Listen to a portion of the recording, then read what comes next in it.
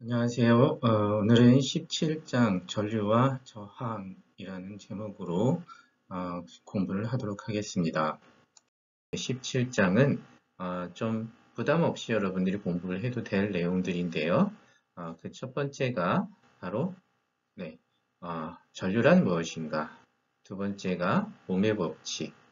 자, 그 다음에 세 번째가 전도의 미시이론이라고 해서 이 내용은 여러분들이 처음 들어보는 내용일 텐데 전도라고 하는 것은 뭐 열의 전도도 있겠지만 여기서는 전기 전도를 의미합니다. 그래서 전류가 흐르는 것을 갖다가 역학적인 해석을 가지고 좀 음, 우리가 다뤄보자라고 하는 것이고요.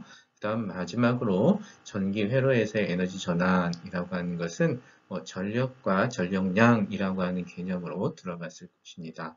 그 전력의 개념을 에너지 차원으로 우리가 이야기할 수 있다라고 하는 거죠. 자, 그러면 어디 한번 시작을 해 볼까요?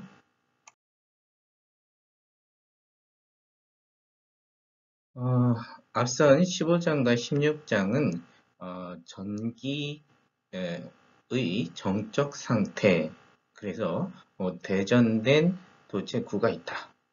아니면 마찰을 통해서 한 물체에서 다른 물체로 전하가 이동한 이후에 하나는 플러스, 하나는 마이너스 전기를 띠고 그 상태로 존재했다라고 하는 스태틱스라고 하는 정적 상태에 대해서 공부를 했다면 이번에는 그 전하가 가만히 모여 있는 것이 아니라 얘가 이동하더라라고 하는 거예요. 근데 이것이 연속적으로 이동한다라고 하는 것이고, 그런 것을 다이내믹스, 동력, 뭐 역학이라고 하면은 동력학이겠죠. 여기에서는 전류라고 하는 개념이 들어오게 됩니다. 자, 그러면 정적 상태라고 하는 것은요. 다시 보면 자, 이렇게 어떤 물질이 있을 때 물질 내에는 여러 가지 입자들이 있겠지만 우리는 지금 그 입자들의 여러 가지 이름들 중에서도 특히 전기를 띤 전하들이 를 관심의 대상으로 하죠. 여기에는 자유전자가 있다고 써 있습니다. 자, 자유전자가 있다고 하는 것은 이 물질은 전기적으로 마이너스일까요? 플러스일까요? 얼핏 들었을 때 여러분들은 마이너스라고 생각하신 분들도 있겠지만 중성 상태입니다. 자유전자라고 하는 것은 물질은 모두 다 중성 상태로 양전하, 음전하가 똑같은 개수를 가지고 있는데 그 중에서 전자들의 일부가 에너지를 받아서 들뜬 상태가 되거나 아니면 원자로부터 멀어져서 자유롭게 돌아다니는 상태가 됩니다. 이런 것을 자유전자라고 하죠. 하지만 물질 내부의 총 전하량은 일정한 중성 상태가 됩니다. 그런데 자유전자가 여기 존재하는 것들이 무작위로 움직이고 있죠. 무작위죠. 이거는 평균적으로는 정적 상태라고도 볼 수는 있을 거예요. 무작위로 움직이고 있는 상태이기 때문에 자, 어떤 특정한 방향은 없는 거죠. 자, 그런데 여기에다가 우리가 어떤 외부에서 작용을 해주죠. 여기에서 작용이라고 하는 건 힘을 준다. 역학에서는 힘을 주겠지만 여기에서는 자, 뭘 해주냐? 네, 전이차를 준다라고 하는 거죠. 지금 VA와 VB라고 하는 글자가 나왔는데요. VA 왼쪽에 있는 VA라고 하는 것은 네, VB보다 높은 전위를 갖는다, 큰 값을 갖는다라고 하는 거죠. 즉 전이차를 주게 되고 전이차를 주게 됐으면 높은 곳에서 낮은 곳으로 전하를 가진 입자들이 이동을 하게 되더라라고 하는 거죠. 자, 그래서 얘네들이 자유전자들이 이동을 하게 되는데 자유전자들은 이 내부에 전기장을 받아서 전기장의 반대 방향으로 이동을 하게 됩니다. 양전하는 전위가 높은 데서 낮은 데로 흐르겠지만 여기가 음전하를 가지고 있기 때문에 그에 대한 반대 방향으로 자유전자는 이동하겠죠. 얼마만큼의 힘을 받느냐? 내부에 형성된 전기장 곱하기 이 자유전자의 전하량 이 값만큼 힘을 받죠. 그래서 자유전자의 전하량은 마이너스 2만큼의 같죠. 혹시 지나가는 길에 우리 자유전자 2의 값이 몇 쿨롱인지 혹시 기억납니까? 네, 마이너스 1.6 대략적으로 10의 마이너스 19승 쿨롱 정도가 됐었던 것을 기억할 겁니다. 자, 이렇게 해서 외부에서 전이차를 걸어주게 되면 내부에 전기장이 형성되고 그 전기장에 의해서 전하가 힘을 받아서 움직이는 상태가 되는데 이게 다 전기장의 방향에 따라서 그거에 따라서 힘의 방향이 결정되기 때문에 모든 자유전자들이 한쪽 방향으로 이동하게 된다. 이런 것을 우리는 동적 상태가 되었다라고 얘기하고 그림으로 나타낸다면 이렇게 볼 수가 있습니다. 즉, 전이차로 인해서 내부에 흐름이 생긴 거죠. 일정하게 한 방향으로는 전류라고 하는 흐름이 생겨버립니다. 자, 이 전류를 이제 정의를 한번 해볼까요? 자, 전류라고 하는 것은요, 어떻게 정의가 됩니까? 전하의 흐름. 이렇게 우리가 얘기할 수 있어요. 그럼 이 전류를 정의할 때, 우리는 물리량을 정의할 때 항상 크기와 방향을 얘기하죠. 전류의 크기는 어떻게 정의가 됩니까? 전류의 크기는 네, 어떤 단면을 단위 시간 동안에 흐르는 전하의 양을 전류라고 하죠. 자, 이렇게 볼 수 있어요. 자, 지금 겉에 이 직사각형 모양인데 이게 어떤 뭐 유한한 크기를 가지고 있는 전선이다 또는 도선이다 라고 이렇게 이름을 붙입니다. 이 전선으로 도선으로 전하가 양전하가 일정하게 흐름을 가지고 있다. 그때의 전류의 크기 current I 전류의 크기는 어떤 시간 동안 어떤 단면을 얼마만큼의 전하가 지나가는가를 가지고 정의를 하고요. 이것이 방금 전에 우리가 그냥 지나갔지만 스테이디 스테이트라고 해서 정상 상태다. 흐름이 일정하게 진행하고 있다라고 간주를 해 놓는다면 어떤 부분이 더 많고 적고 아니면 뭐 얘가 밀집돼서 많이 흘렀다가 조금 흘렀다 이런 것이 아니라 균일하게 계속해서 흐르고 있다라고 가정을 한다면 그때의 변화량은 어떤 시간 동안에 전하의 움직임은 뭐 아주 짧은 시간 동안에 변하는 순간적인 전류나 평균적인 전류나 항상 같은 상태가 됩니다. 우리는 앞으로 이러한 정상 상태라고 하는데 이런 정상 상태의 전류를 가정하고 얘기를 하겠죠. 자, 이때 단위는 그대로 씁니다. 전하량의 단위는 쿨롱이고요. 그 다음에 시간의 단위는 세컨드이잖아요. 그래서 쿨롱 퍼 세컨드인데 이것을 우리가 암페어라고 해서 이름을 붙였어요. 프랑스의 과학자 앙페르의 이름을 해서 따온 거죠. 앙페르의 법칙이라는 것도 있죠. 예, 그거는 나중에 자기를 공부하면서 나오도록 하겠습니다. 자, 그 다음에 전류 밀도라고 하는 것이 있는데요. 지금까지 전류 밀도는 여러분들 다루지는 않았어요. 근데 여기에서 전류 밀도가 이제 필요한 때가 되었고, 전류 밀도라고 하는 것은 약간의 전류가 흐르는 것이 방금 전에 뭐 스테이지 스테이트라고 해서 정상 상태로 모든 곳이 일정하게 흐르는 그런 상태를 전류라고 볼 수 있다면, 우리가 가끔 가다 보면은 전하라고 하는 것이 한쪽 모든 면적을 골고루 흐르는 것은 아니다라고 하는 것이 있습니다. 최근에 여러분들이 이제 더 전자공학이나 전기학을 공부하게 되고 이제 조금 지나면 전공에서 배우게 될 분들도 있을 텐데요. 그렇게 되면 전하 운반자라는 개념도 나옵니다. 그래서 전류.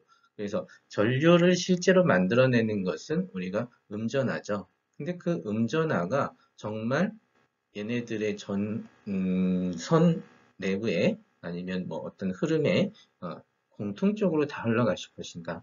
구체적으로 보면 그렇지 않을 수도 있다는 거죠. 그래서 전류 밀도의 개념을 우리가 정의를 해야만 하는 것이고요.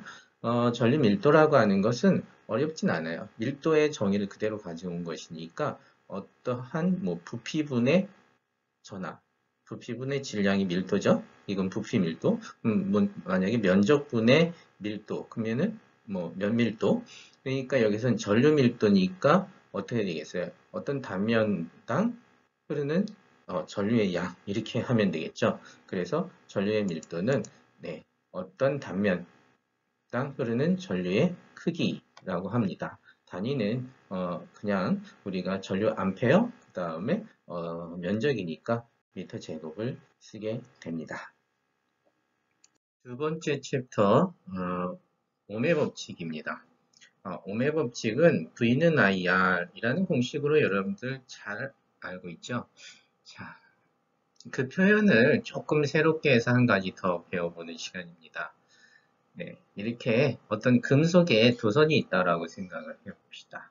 그러면 전 위차를 주게 되면 이쪽에 높은 전이, 이쪽에 낮은 전이를 주게 되면 전류는 네, 높은 데에서 낮은 쪽으로 흐르게 됩니다.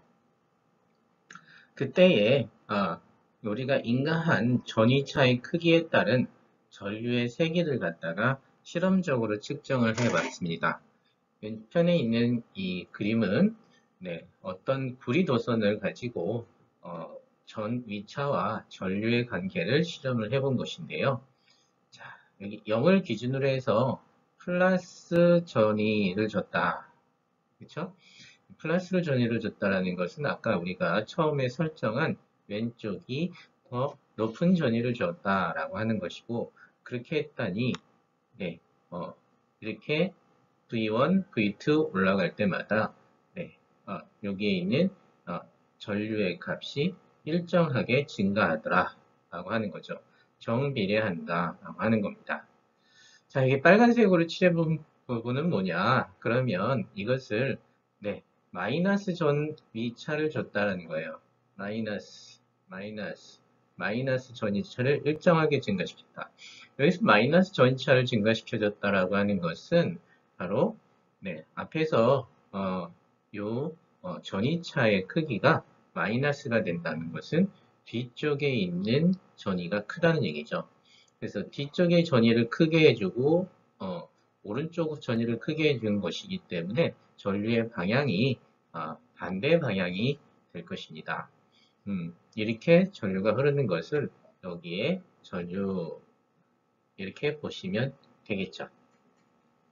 자, 그래서 이때도 일정하게 전위가 증가함에 따라서 전류도 일정하게 증가하는 결과를 볼 수 있었습니다. 그래서 금속이라고 하는 것에 우리가 전류를 갖다 인가했을 때 그때는 방향에 상관없이 네, 같은 특성을 갖는데 전 위차에 흐르는 전류는 비례하다라는 거죠. 그때에 우리가 이 실험 결과로서 X의 변화량분의 Y의 변화량인 바로 X는 델타 V, 그 다음에 Y는 델타 I죠. 이렇게 한 결과가 바로 일정한 값이 나오는데 그 일정한 값을 갖다 우리는 바로 네, 저항이라고 하는 것으로 표현을 하죠. 일정한 비례상수를 저항이라고 명칭을 붙였습니다. 자, 근데 이것은 똑같은 전위차를 걸어주었을 때 어떤 애는 이 기울기가 작아지기도 하고 어떤 애는 기울기가 커지기도 하죠. 기울기가 작아진다는 것은 똑같은 전위차를 걸어주는데도 불구하고 전류가 잘 흐르지 않는다라고 해서 흐르지 않는 성질은 인 저항이 커진다라고 얘기를 합니다. 이런 것이 오음의 법칙이었어요. 자, 그런데 이런 오음의 법칙이 항상 성립하는 것은 아니죠. 전이차를 높이 계속 높여주다 보면은요, 우리가 전류가 비례하지 않는 구간이 나타나기도 합니다. 아니죠. 항상 나타난다고 보는 게 맞아요. 그래서 비례하는 구간이 존재하는 데까지가 바로 오음의 법칙이 성립한다라고 하는 거고, 비례하지 않는 구간은 아마도 열이나 다른 현상으로 인해서 저항값이 바뀐다. 이렇게 생각을 해주면 되겠습니다. 자, 그러면 지금까지 얘기했던 오음의 법칙이라고 하는 것은 잘 알고 있던 표현이고 우리가 전류를 표현하고 그 다음에 그 전하의 흐름을 전류 대신에 단위 면적당 전류라고 하는 바로 앞에서 얘기했던 전하 밀도도 얘기했죠. 그래서 전하 밀도를 가지고 전류 밀도를 가지고 우리가 오메 법칙도 표현할 수 있는데 자, 그것은 다음과 같이 표현하고 있습니다. 네, 전류 밀도는 전기장에 비례한다 라고 표현하는 게 맞다. 그것을 갖다가 간단히 좀 생각을 해보면 여기 전류라고 하는 것은 전체 면적 A에 전체적으로 정상 상태로 흐르는 전류를 말하는 거죠. 근데 전류 밀도라고 하는 건 아주 조그만 이런 어떤 면적에 흐르는 전하들의 분포라고 생각을 할 수 있어요. 전류 밀도는 면적으로 전류를 나눠줘야 되잖아요. 그러니까 면적으로 나눠주면 면적이 사라져버리는 그런 상황이 벌어지잖아요. 자, 그러니까 단위 면적당 전류라고도 표현하지만 매우 작은 부분에 흐르는 네, 전하들의 모임이라고 볼 수 있고 따라서 여기는 전체적으로 기전력 기전력 장치로부터 전이 차를 걸어준 것이 아니라 이 내부에서는 전기장이 있을 수 있는데 그 전기장에 비례한다라고 표현하는 게 맞다라고 하는 거죠. 이렇게 뭐 대략적으로 우리가 이해를 해 봤고요. 이때에는 마찬가지로 앞에와 같이 이런 비례 관계의 그래프가 나타나게 되는데요. 이때는 저항 대신에 로라고 하는 비저항이라고 하는 것을 쓰죠. 네. 그리고 이 비저항분의 역수는 저항이라고 하는 거의 역수니까 저항은 전류를 잘 흐르게 하지 못하는 것, 그죠? 그 다음에 그거의 역수니까 이 역수는 전류를 잘 흐르게 하는 성질 이렇게 볼 수 있어요. 그래서 이 저항, 비저항의 역수를 전기 전도도라고 합니다. 라고 하는 거죠. 그래서 J라고 하는 전류 밀도는 전기 전도도 곱하기 전기장이다 라고 표현을 할 수 있습니다. 자, 이 비저항은 그리고 전기 전도도는 이 뒤에서 조금 더 얘기를 할 텐데요. 이 두 가지의 값은 뭐 하나의 역수니까 하나만 먼저 얘기를 하죠. 비저항이라고 하는 것은 물질의 고유한 성질로서 그 크기나 모양에 따라 다르지 않고 그 물질이 무엇으로 구성되어 있느냐에 따라서 다른 값입니다. 그래서 단위도 보면 옴미터라고 써 있죠. 옴이라고 하는 것은 여기에 있는 저항의 단위예요. 근데 미터라고 하는 것은 1미터라고 하는 단위 미터라고 생각할 수 있어요. 1옴 1미터. 이건 무슨 뜻일까라고 하는 거죠. 그러니까 모든 물질을 같은 규격 사이즈로 만들어 놓고 저항을 측정을 하게 되면 그때의 저항이 비저항이다라고 비저항에 비례하는 값이다라고 생각할 수 있는 거예요. 같은 구리라고 해서 다 구리가 같은 저항을 갖는 건 아니잖아요. 길이가 길어질수록 저항의 값은 커지잖아요. 하지만 비저항 값은 같은 물질이면 어떤 크기를 가지고 측정을 하더라도 같은 값이 나와야 한다는 거죠. 자, 그 얘기를 조금 더 한번 해보려고 합니다. 자, 오메 법칙은 여기서 마치기로 하고 여기서 기억해야 될 것은 V는 IR 또는 I는 얼분의 V뿐만 아니라 전류 밀도를 이용한 오메 법칙 J는 시그마 E 또는 J는 로분의 E도 기억해 주십사 하는 것입니다. 자, 그러면 이것을 이용해서 다음에서 저항에 대해서 조금 더 자세히 알아보도록 하겠습니다. 네, 물체의 모양에 따라서 저항이 바뀔 수 있다라고 했어요. 길이가 길어지면 저항이 커지고 반면적이 커지면 저항이 작아지죠. 이러한 관계식을 여러분들은 다음과 같이 암기하고 있을 것입니다. 네, 저항의 값이라고 하는 것은 길이에 비례하고, 그죠? 길이에 비례하고 단면적에 반비례하는데 그때 비례상수로 로라고 하는 아까 얘기한 비저항값이 들어갑니다 라고 얘기했잖아요.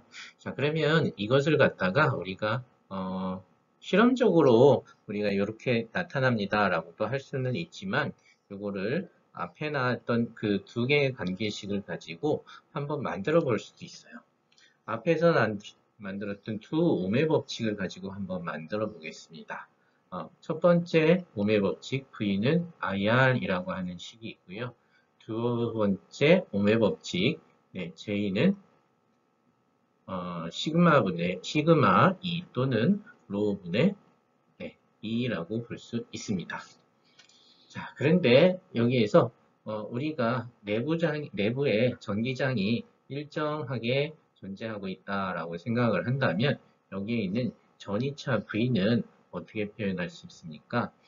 V는 2 곱하기 L이라고 표현할 수 있습니다.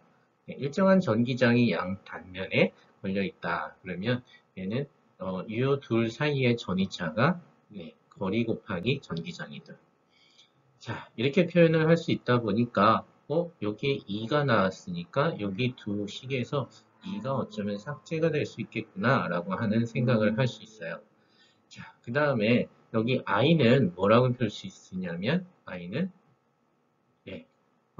J가 관계가 있는데요. J는 A분의 I라고 할 수 있잖아요. 그래서 I를 J 곱하기 A 곱하기 R이라고 표현할 수 있습니다.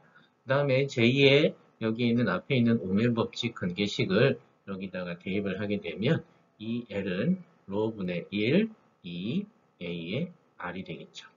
자, 결과적으로 얘네들에서 좌변과 우변에서 같은 걸 갖다가 한번 지어볼까요? 자, 지어보면 여기 전기장 2와 여기 전기장 2는 사라졌고요. 남는 건 좌변의 L이고 우변은 로 A, R이죠.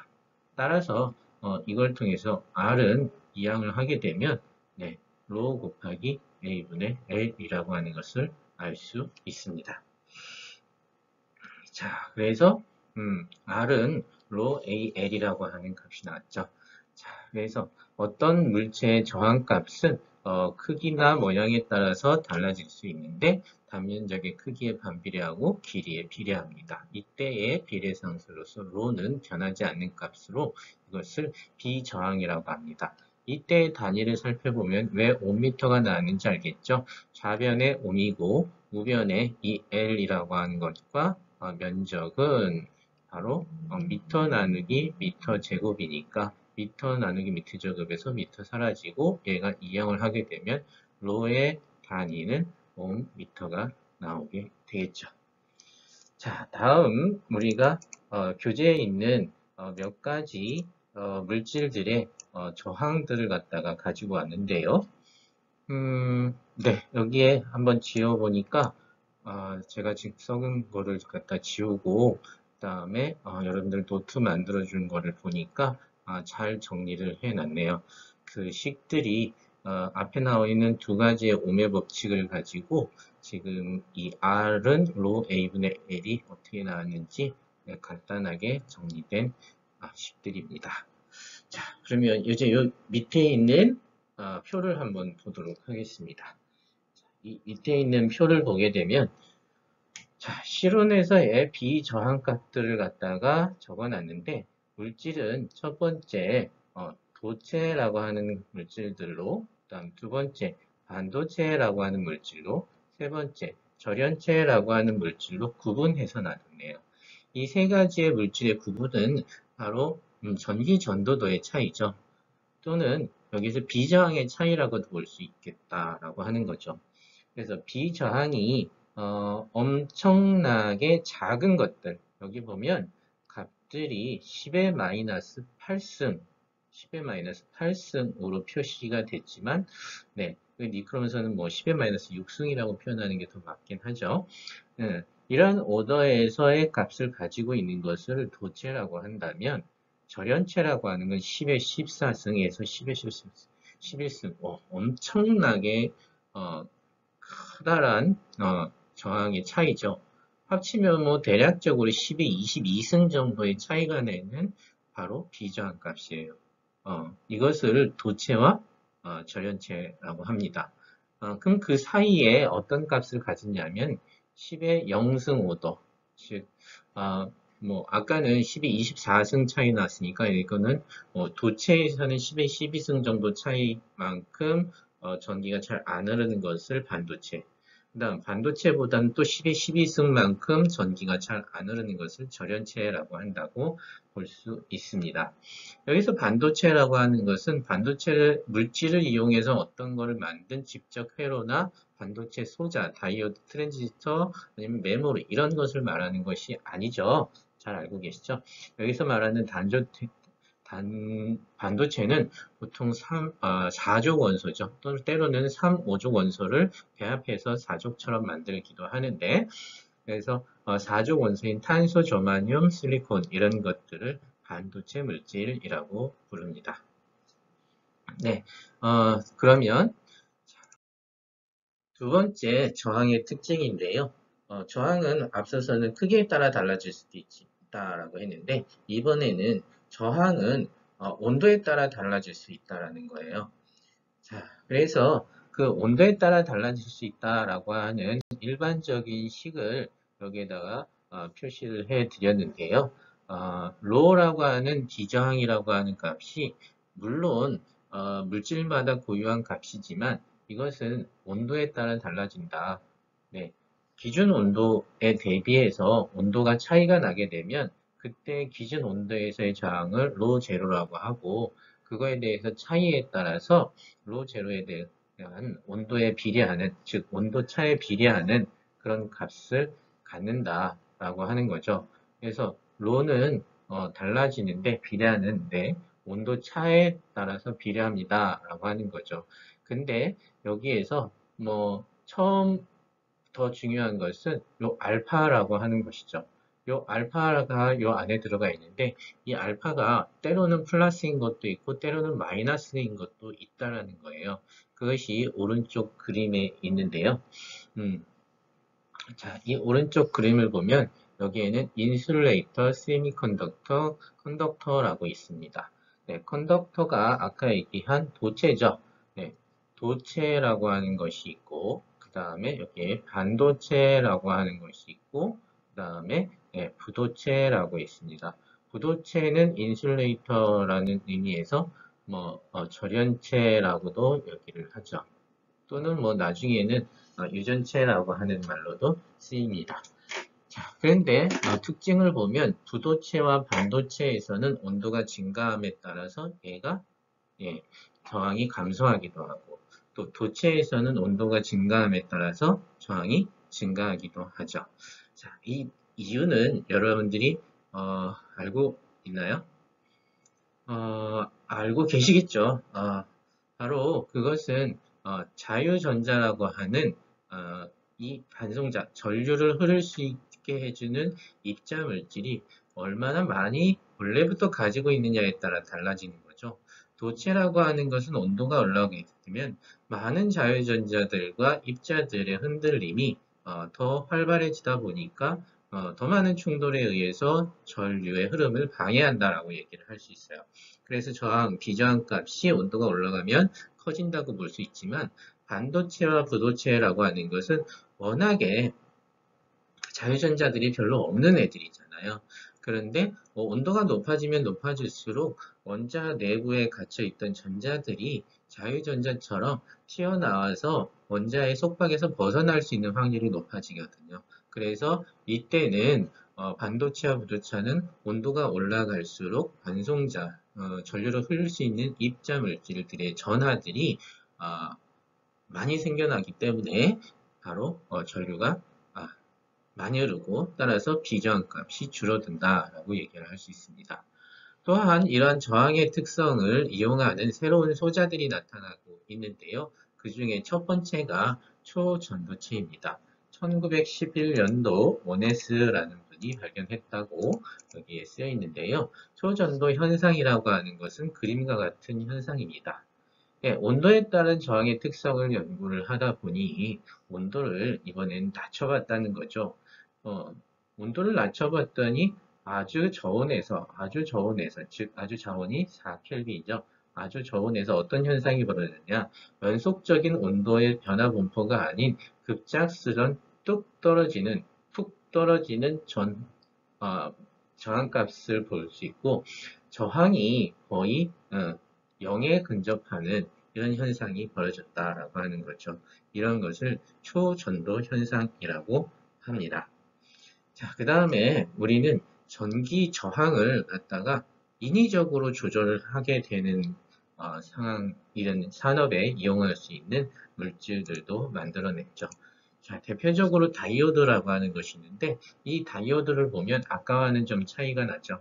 아까 오메 법칙에서는 전압을 높이게 되면, 이렇게 전압을 높이게 되면 전류가 증가만 해야 했어요. 근데 이거는 그 증가하는 것이 비슷하게 증가하는 것 같긴 한데, 반대 방향으로 전압을 증가시켰더니 이때는 이렇게 증가하지 않는 것을 볼 수 있어요.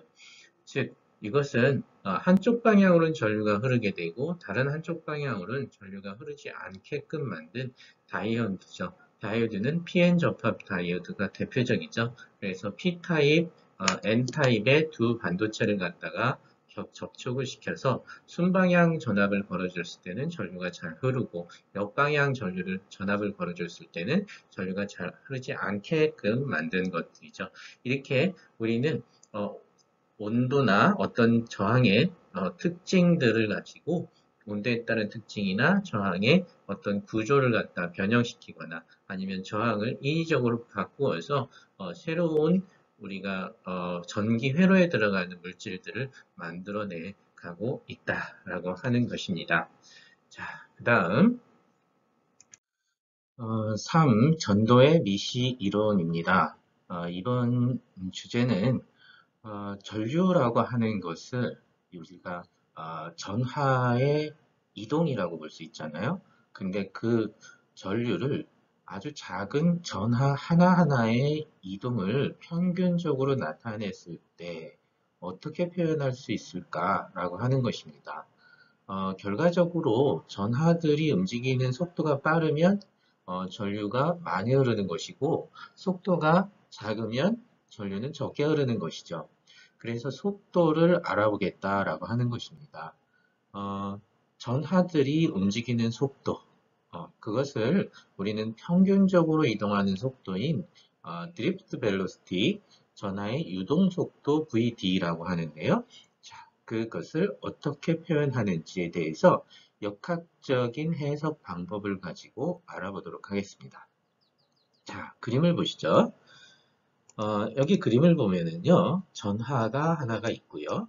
이 전하가 평균적으로 왼쪽으로 이동을 하고 있는 것 같은데, 얘네들이 그냥 직선 운동을 하지는 못하고 충돌하면서 운동을 하고 있습니다. 자, 그것은 왼쪽으로 일단 전기장이라고 하는 게 형성되어 있기 때문이죠. 왼쪽으로 전기장이 형성되어 있다라고 하는 것은 이쪽에 높은 전위가 있고 그 다음에 이쪽에는 낮은 전위가 있기 때문에 그렇죠. 높은 전위에서 낮은 전위 쪽으로 전기장이 형성이 되어 있고 그때 양전하는 힘을 받아서 이동을 하고 있다. 그런데 가다가 누구와 부딪히냐면 또 다른 플러스를 가지고 있는 원자 핵들과 전자기적 충돌을 일으키죠. 그러므로 인해서 직접 가지 못하고 진로에 방해를 받게 됩니다. 자, 이것을 해석하기 위해서는 우리가 기존에 알고 있었던 역학에서 종단 속도와 관련된 개념을 가지고 빌려오겠는데요. 종단 속도의 개념은 뭐냐면 그림처럼 어떤 중력 상태에서 물체가 떨어진다. 빗방울이 떨어진다 라고 생각을 했을 때 얘는 등가스도 운동을 해야 되는데요. 등가스도 운동을 못하는 이유는 공기 분자들과의 마찰이 있기 때문이죠. 이 공기 분자와의 마찰의 크기는 FU라고 했는데 결과적으로 같아집니다. 그것은 마찰하는 저항력이라고 하는 충돌에 의한 저항력이라고 하는 것들은 속력에 비례하는 값을 갖죠. 그래서 그 표현을 우리는 수학적으로 다음과 같이 씁니다. 저항력의 크기는 저항력의 크기는 속도에 비례하고 그때 비례상수 B를 사용하고 반대 방향입니다. 라고 하는 뜻이죠. 두 번째, 이것을 가지고 우리는 물체의 운동 방정식을 사용해서 물체의 속도를 구할 수 있어요. 물체의 운동 방정식이라고 하는 것은 뉴턴의 운동체 E 법칙이죠. F는 ma. 그래서 여기서 F라고 하는 것은 알자 힘을 뜻해요. 여기다가 F는 ma. 근데 여기서는 알자 힘.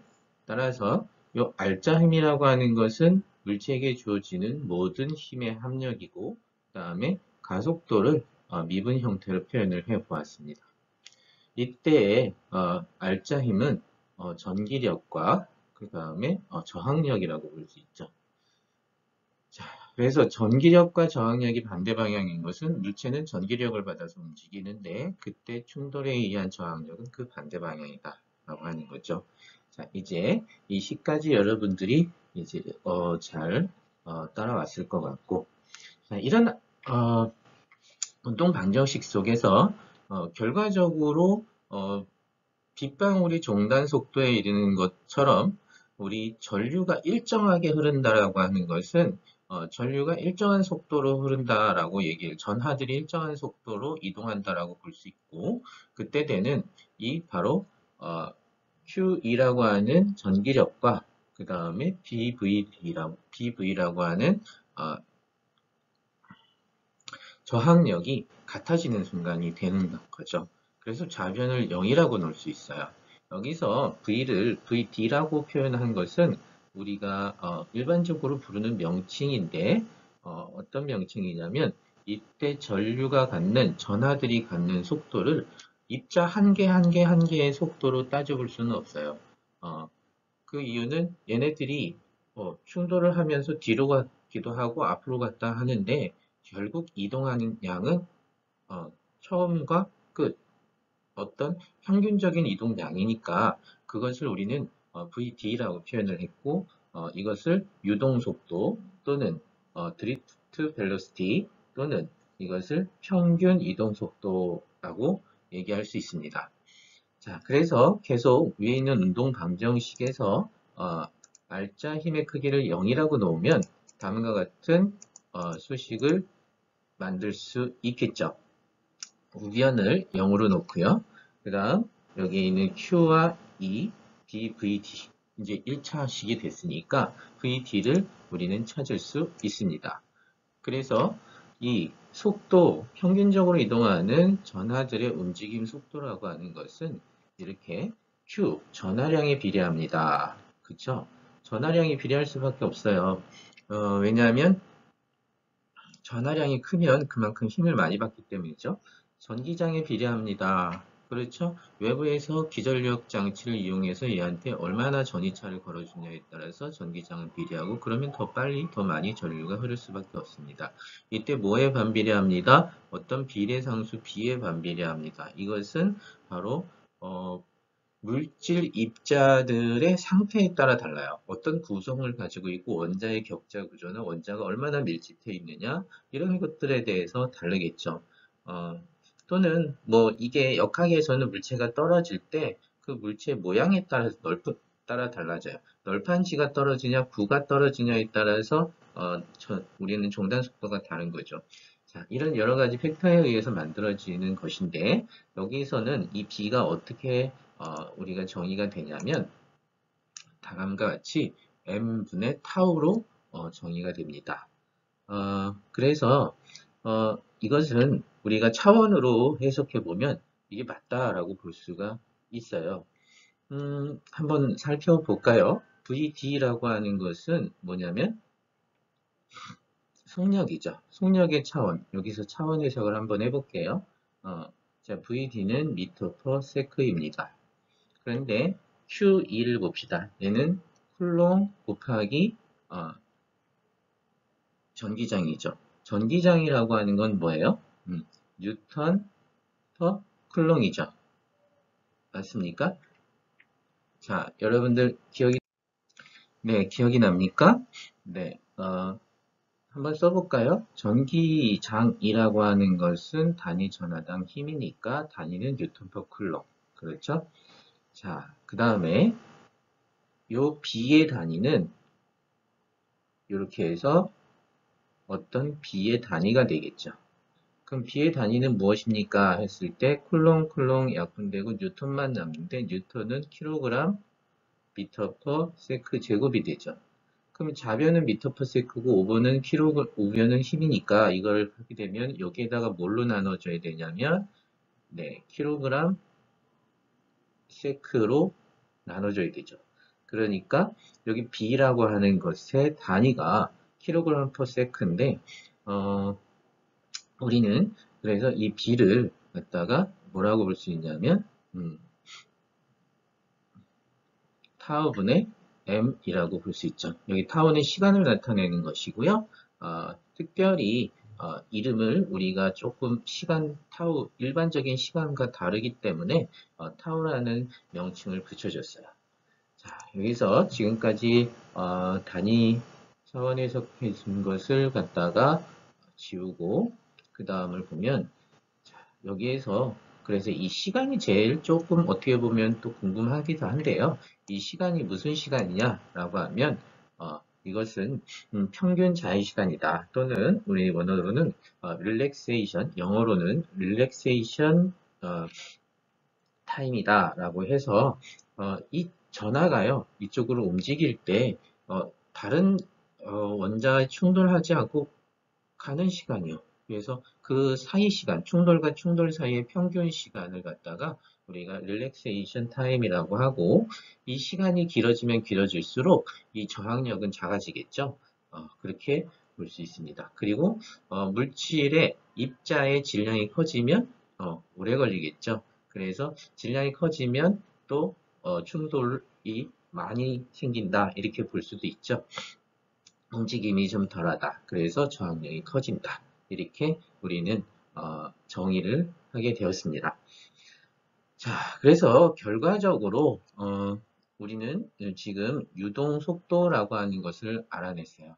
이 유동 속도라고 하는 것이 이렇게 어떤 저항력분의 F는 QE, 힘 이렇게 표현이 된다 라고 하는 거죠. 자, 지금까지 미시 이론, 즉 전류가 흐르는 것을 갖다가 입자의 해석으로, 운동의 해석으로 알아봤는데요. 뭐 크게 이것을 꼭 외우라라고 하지는 않겠어요.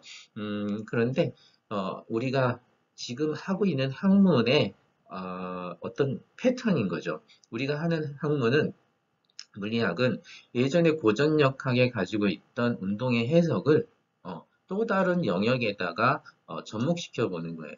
접목시켜 봤을 때 그걸 가지고 해석을 했을 때 맞아 떨어지더라. 현상과 실험과 나타나는 자연 현상과 맞아 떨어지더라 라고 한다면 그것을 우리는 또 새로운 해석 방법으로 받아들여서 재미를 느낄 수 있어요. 또한 그렇게 함으로 인해서 우리는 새로운 현상을 예측할 수도 있죠.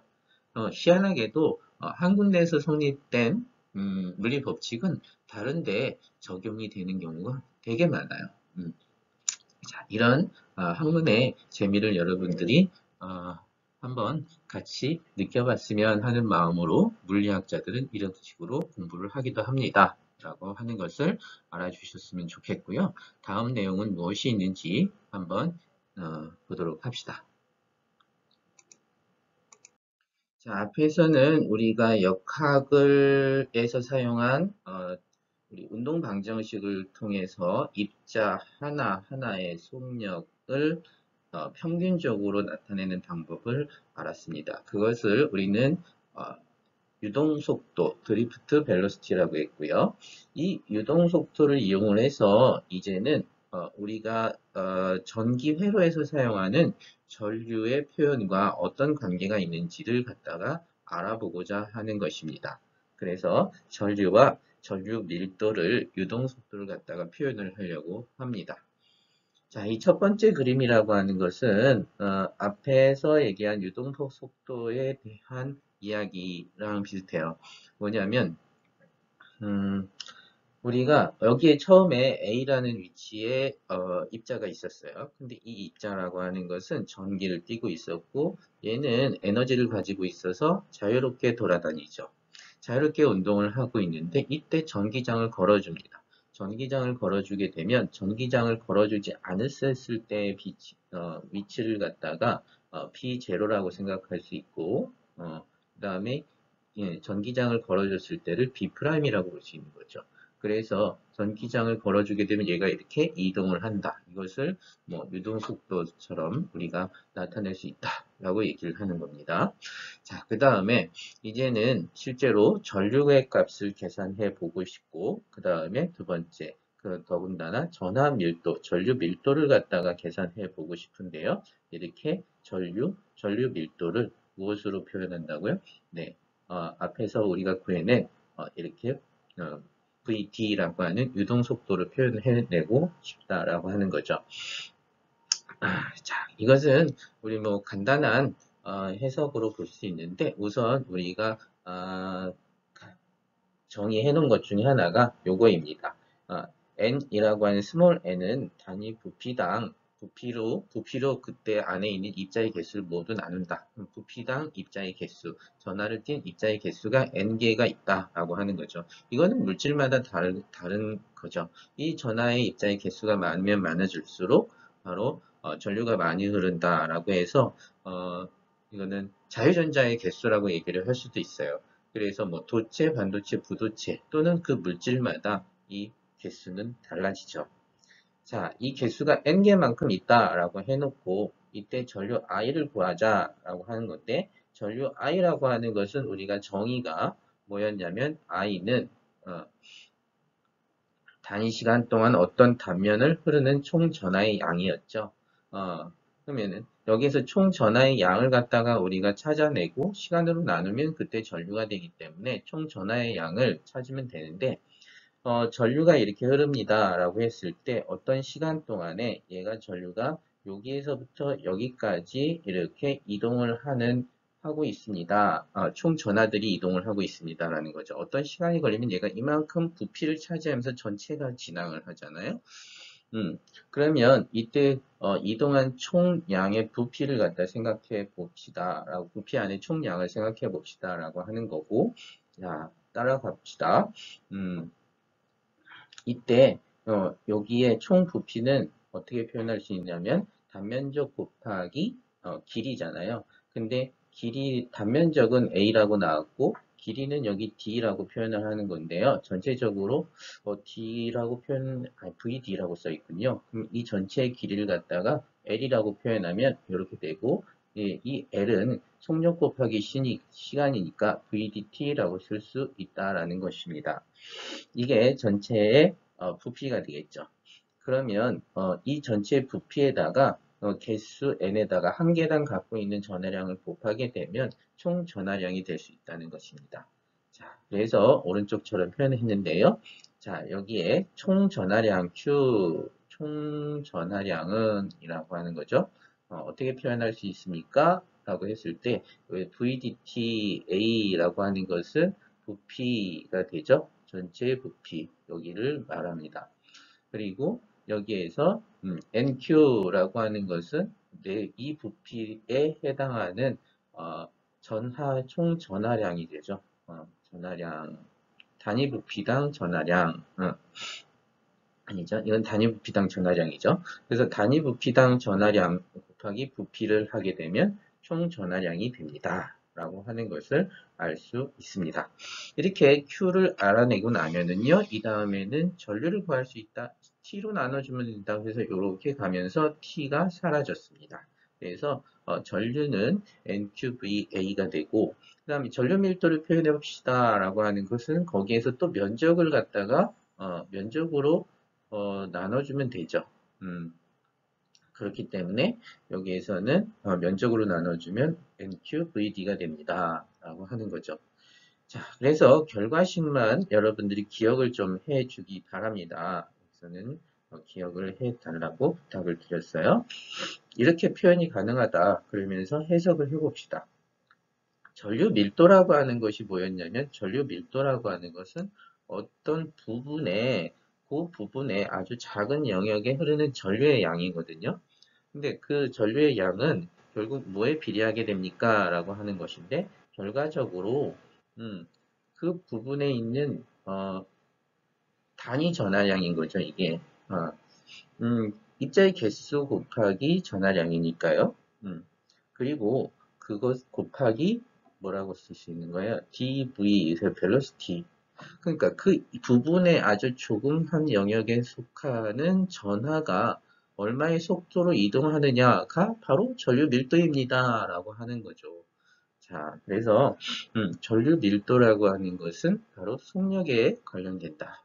라고 하는 것을 갖다가 우리가 표현을 하나 놨습니다. 이제 암기, 이 뜻을 갖다가 이해하고 암기하면 여러분들 좋을 것 같습니다. 이것이 전도의 미시 이론인데 여러분들 문제, 예제 한번 보시죠.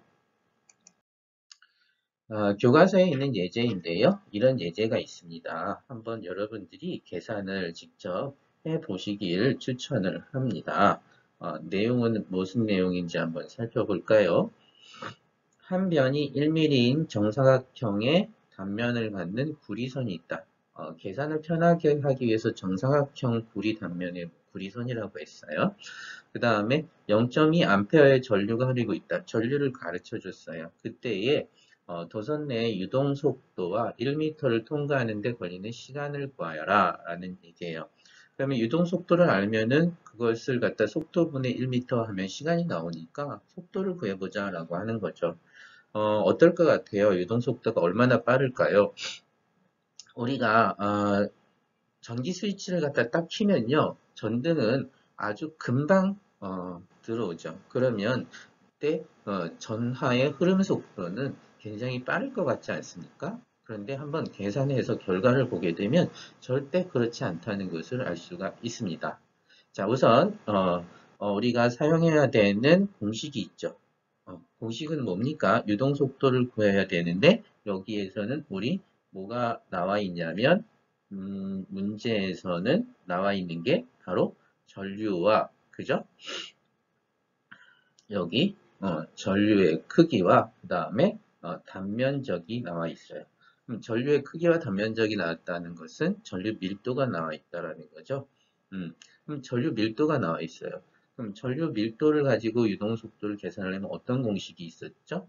여기다가 방금 전에 선생님이 네, 이렇게 기억을 해달라고 했는데 어떤 거를 기억을 해달라고 했냐면 J, 전류 밀도라고 하는 것은 NQ의 네, VD다 라고 하는 거죠. 근데 이 J라고 하는 것은 뭐냐면 네, 단위 면적당 전류니까 A 이렇게 하고 그러면 나와 있는 건 모두 나와 있으니까 우리가 여기다 대입만 하면 된단 말이죠. 대입은 해보고 그 다음에 단순한 계산이니까 계산한 결과를 갖다가 보게 되면은요 어떻게 되냐면 신기하게도 엄청난 숫자가 나옵니다. 어떤 숫자가 나왔냐면 여기 이렇게 보면 12.5 마이크로 세컨 퍼 세컨이 나와요. 즉 1초에 12.5 마이크로미터 밖에 못 간다는 거죠. 엄청나게 느리죠. 이해가 안 되는 거예요. 내가 불을 켰을 때 불은 엄청 빨리 팍 들어오는데 얘는 실제로 이동하는 전체적으로 전하들이 이동하는 평균적인 이동 속도인 드리프트 벨로시티는 왜 이렇게 느릴까? 그러면 어떻게 그렇게 빨리 전기불은 들어올까? 신기하죠? 자, 계속 나와 있으니까 결과를 더 보면 문제의 결과는 이렇게 됩니다.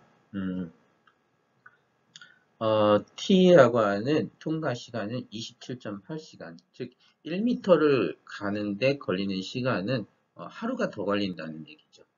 참으로 신기한 일입니다. 이거 한번 여러분들 생각해 보세요. 왜 그럴까? 그런데 어떻게 해서 전등불은 내가 스위치를 켜자마자 바로 들어올까? 네, 이거는 여러분들에게 한번 답을 찾아보고 생각해 보라고 하는 그런 의미에서 지금은 답을 드리지는 않겠습니다. 자, 그 다음 내용은 뭐가 있는지 한번 살펴봅시다. 이제 요번 주 강의의 마지막 내용일 것 같은데요. 17장의 마지막 챕터입니다. 17장은 이렇게 한 번의 영상 강의로 마무리하게 되는데요. 내용을 갖다가 한번 복습을 해볼까요? 자, 1장에서는 뭘 배웠습니까?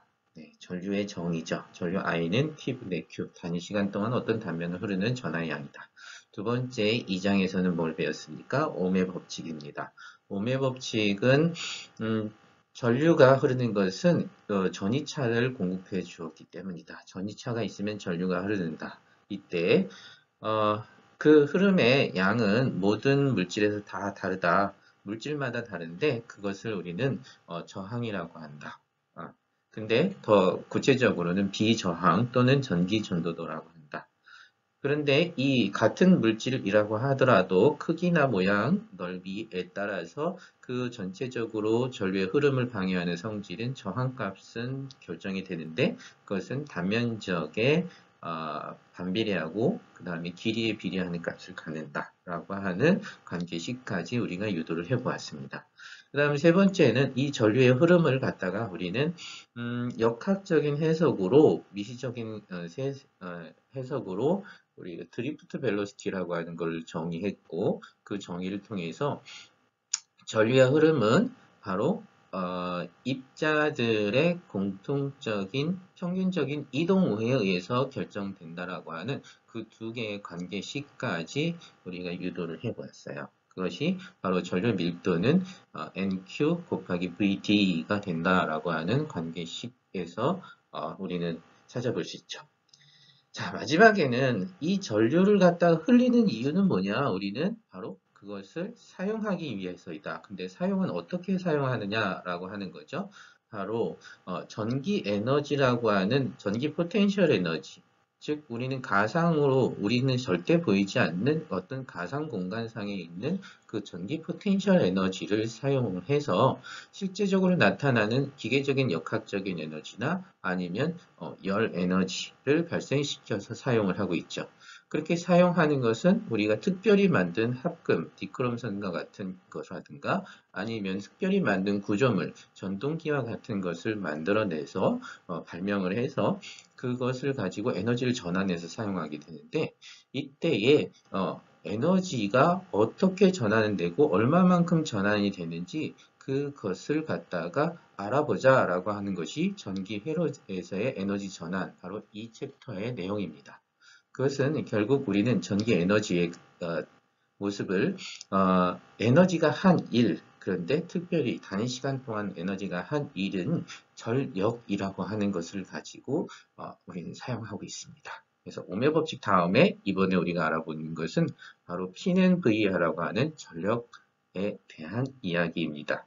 이 전력 P는 VI 또는 P는 I제곱 R 또는 P는 R분의 V제곱을 아주 잘 여러분들이 갈고 있겠지만 그것이 어떤 해석에 의해서 물리적인 해석이 가능한가를 갖다가 여러분들이 이 단에서 간단히 우리가 알아보자라고 하는 것입니다.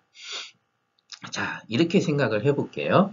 그림을 보시면 왼쪽에 기전력 장치가 있고 오른쪽에 저항이 있습니다. 얘를 저항이라고 봅시다.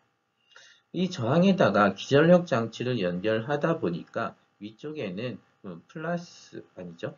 좀 높은 전위를 걸어주고요. 여기를 높은 전위를 걸어줬다. 여기 A 포인트에. 그 다음 여기는 낮은 전위를 걸어줬다. 그럼 높은 전위에서 낮은 전위로 무엇이 이동한다? 네, 전하가 이동할 수 있다. 전하가 이동하는데 그 이유는 내부에 전기장이 존재하기 때문에 그렇죠. 힘을 받아서 움직인다는 거죠. 자, 그러면 순서대로 여기에 적어놨으니까 한번 읽어봅시다. 뭐라고 적어놨냐면요. 여기 전이차가 있습니다. 즉 저항에 전이차를 걸어줬습니다. 그럼 내부에 전기장이 생깁니다. 전기장이 생기면 이 전하는 어떤 운동을 해야 됩니까? 네, 가속도 운동을 해야 됩니다. 라고 하는 거죠. 근데 가속도 운동을 한다라고 한다면 방금 전에 유동속도가 전류 밀도에 비례하는 것을 갖다가 알았어요. 가속도 운동만 한다면 얘는 뭐예요? 전류가 증가해야 되는 거죠. 근데 유동속도는 일정해요. 그래서 전류가 일정하다는 거죠. 그것은 바로 무슨 것 때문에 그래요? 저항력이 있기 때문에 그렇죠. 자, 계속 읽어볼까요? 여기 그러나 전류가 일정합니다. 그것은 등속 운동을 한다는 것이고 등속을 운동을 한다는 것은 그것이 바로 인가되는 바로 어떠한 에너지가 바로 얘 속력을 높이는 데 쓰이는데 쓰이지 아니하고 다른 에너지로 전환이 됩니다. 그래서 역학적으로 볼 때 포텐셜 에너지가 운동 에너지로 변환이 안 되고 한다는 것은 바로 열이 발생하는 것처럼 다른 에너지로 전환이 되기 때문에 그렇죠. 이것을 뭐 어떻게 보면 손실이라고도 사람들은 표현을 하죠. 자, 그래서 결과적으로 보면 여기 쓴 것처럼 전기 위치 에너지가 전류라고 하는 일정한 흐름을 만들기 때문에 즉 가속도 운동을 하지 않기 때문에 포텐셜 에너지를 줬음에도 불구하고 운동 상태가 변하지 않기 때문에 다른 에너지로의 전환이 가능해진 것이다 라고 하는 거고 다른 에너지로 전환이 되고 있다라는 거죠. 자, 그러면 이때 공급한 에너지와 사용된 에너지의 표현 방식을 갖다가 우리가 어떻게 표현할 수 있냐면 여기에 있는 것처럼 공급된, 인가된 전기 에너지는 에너지의 정의죠. 또는 전위의 정의죠. 전위의 정의라고 하는 것은 전위는 단위 전하당 에너지잖아요. 그러니까 에너지는 이렇게 QV라고 볼 수 있어요. 이거는 뭐냐면 여기에 인가된 전이차가 V고 이때 이동한 총 전하량, 여기에 전하량이 전하는 한계가 아닐 테니까 델타 Q라고 이제 쓴 거죠.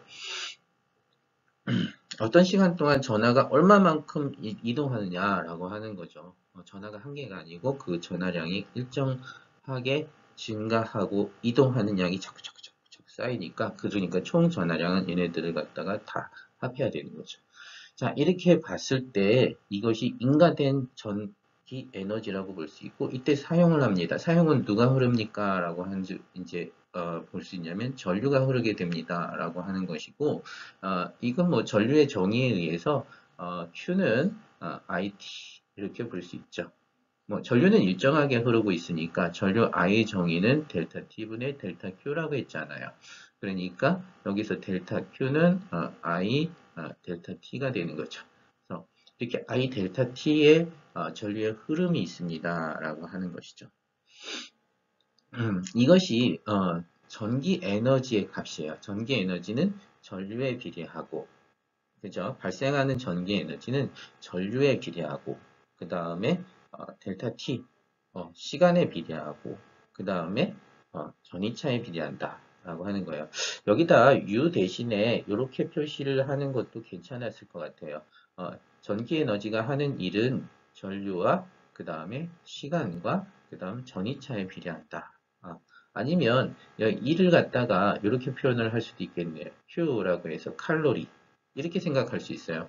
어떤 전기장초를 가지고 저항 니크론선을 가지고 실험을 했는데 물을 끓였어요. 물을 끓이는 실험을 했는데 그때 물을 끓여 올리는 그 물이 얻은 열량이라고 하는 것이 전류에 비례하게 되고 시간에 비례하고 전압에 비례한다는 거죠. 맞겠죠? 자, 이렇게 표현이 가능하다라는 거예요. 그러면 여기에서 우리는 U라고 하는 것은 공급된 에너지이고, 뭐, Q라고 하는 것은 사용된 에너지다. 이렇게 뭐, 이거는 전기 에너지라고 볼 수 있고, 이거는 왼쪽에 있는 것은 전기 에너지라고 볼 수 있고, 이거는 오른쪽은 소모된 전기 에너지, 즉, 다른 에너지로 아니죠. 뭐, 변환된 전기 에너지의 표현을 이렇게 비례하는 값으로 표현을 할 수 있고, 이때 전기 에너지가 일을 했으니까 일을 효율을 갖다 나타내게 되면 VIT를 갖다가 IVT, I 델타 TV 요것을 갖다가 시간으로 나눠주면 그것이 바로 전기가 한 일의 효율이다. 라고 해서 이 전기가 한 일의 효율을 갖다가 우리는 줄의 법칙이라고 말을 합니다.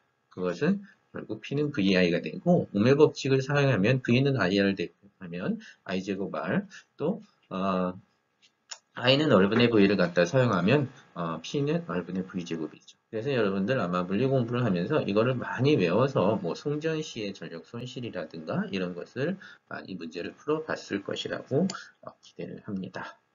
자, 그래서 이번에 여러분들한테 강조하고 싶은 것은 이 P는 VI라고 하는 전기 일률이라고 하는 것은 바로 전기 에너지가 다른 에너지로 변환이 되는 에너지 보존에 관련, 에너지 전환에 관련된 시기였다라고 하는 것, 그렇게 유도가 가능하였다라고 하는 것이었습니다. 자, 요거에 관련된 문제를 간단히 살펴보고 오늘 강의를 마칠까 하는데 한번 문제를 보시죠.